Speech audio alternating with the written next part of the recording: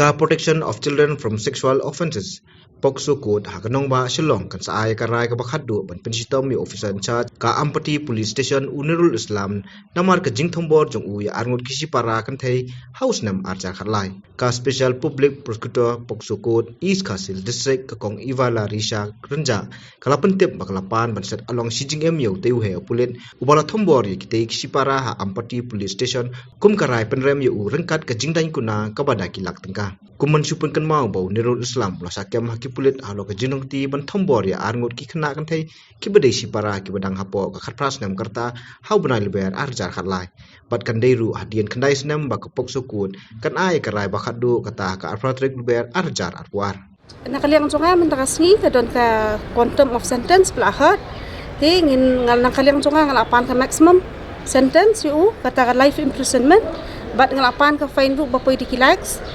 ti kasong sa court nakaliang defense counsel pade ula apan ka minimum sentence naka court ka jingrai pade nakaliang ka court ya ka sentencing spre kan sa ai la mandi ka order kan sa pas la mandi.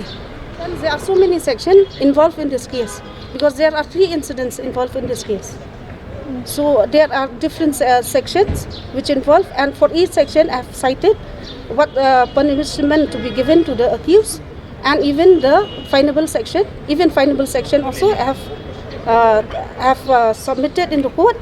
So we'll wait for the order on Monday. So let's see on Monday what order will be passed.